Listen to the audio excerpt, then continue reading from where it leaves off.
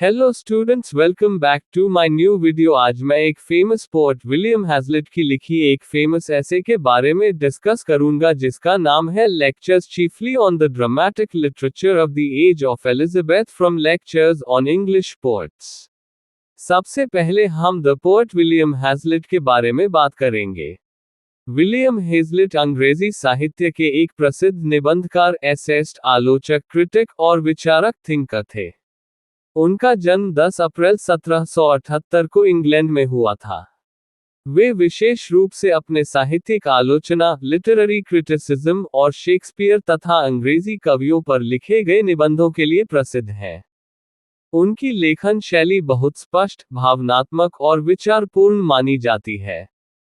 Hazlitt ने अपने लेखों में मानव स्वभाव, कला, साहित्य और समाज के बारे में गहराई से विचार प्रस्तुत किए। उन्होंने lectures on the English poets और कैरेक्टर्स ऑफ शेक्सपियर्स प्लेज जैसे महत्वपूर्ण कार्य लिखे। उनकी आलोचना में वे किसी भी रचना की केवल प्रशंसा नहीं करते, बल्कि उसके गुण और दोष दोनों का निष्पक्ष विश्लेषण करते हैं। विलियम हैजलिट को अंग्रेजी साहित्य में सबसे प्रभावशाली आलोचकों में से एक माना जाता है। उनकी मृत्यु 18 सितंबर 1830 को हुई। अब हम इसका समरी के बारे में बात करेंगे।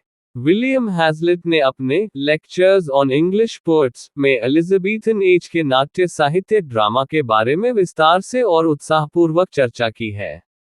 वे मानते हैं कि यह समय अंग्रेजी नाटक का सबसे महान और शानदार काल था। इस युग में बहुत अधिक रचनात्मकता, कल्पना शक्ति और गहरी सोच देखने को मिलती है। हैजलिट सबसे पहले ये बताते हैं कि एलिजाबेथन एज में ऐसा नाटक ड्रामा लिखा गया जो अंग्रेजी साहित्य के किसी भी अन्य काल में नहीं मिलता। उनके अनुसार यह समय मौलिकता, ओरिजिनलिटी और काव्यात्मक शक्ति, पोएटिक पावर से बहुत समृद्ध था। इस युग के नाटककारों को मानव स्वभाव, ह्यूमन नेचर की गहरी समझ थी। इस समय के नाटक केवल मनोरंजन के लिए नहीं थे, बल्कि वे जीवन, चरित्र और भावनाओं का गहराई से अध्ययन करने वाले साहित्यिक कार्य थे। हैजलिट विशेष रूप से विलियम शेक्सपियर को बहुत महत्व देते हैं और उन्हें अब तक का सबसे महान नाटककार मानते हैं। वे शेक्सपियर की इस क्षमता की प्रशंसा करते हैं कि वे बहुत जटिल, कॉम्प्लेक्स और वास्तविक रियलिस्टिक पात्रों का निर्माण करते हैं, जो पूरे मानव जीवन की सामान्य भावनाओं को दर्शाते हैं। हैजलिट के अनुसार शेक्सपियर की सबसे बड़ी विशेषता उनकी स्वाभाविक कल्पना शक्ति, नेचुरल इमेजिनेशन है, और यह कि वे जीवन को बिना किसी बनावट या कृत्रिमता, आर्टिफिशियलिटी के सच और वास्तविक रूप में प्रस्तुत करते हैं। शेक्सपियर के साथ साथ हैजलिट अन्य प्रमुख नाटककारों जैसे Christopher Marlowe, Ben Jonson, beaumont and Fletcher, John Webster और थॉमस मिडल्टन के बारे में भी चर्चा करते हैं।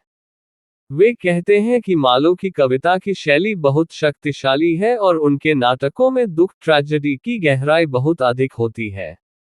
बेन जॉनसन को उनकी शास्त्रीय, क्लासिकल संरचना और व्यंग्य, सैटायर की शक्ति के लिए सराहा जाता है। वेबस्टर और मिडल्टन के नाटकों में अंधेरे, डार्क विषय और मानव मन की गहरी समझ, साइकोलॉजिकल इंसाइट देखने को मिलती है। हैजलिट बताते हैं कि एलिजाबेथन काल का नाटक भाषा की समृद्धि, रिचनेस, भावनाओं की गहराई, इमोशनल डेप्थ और अलग-अलग विषयों की विविधता, वैरायटी ऑफ थीम्स के लिए जाना जाता है।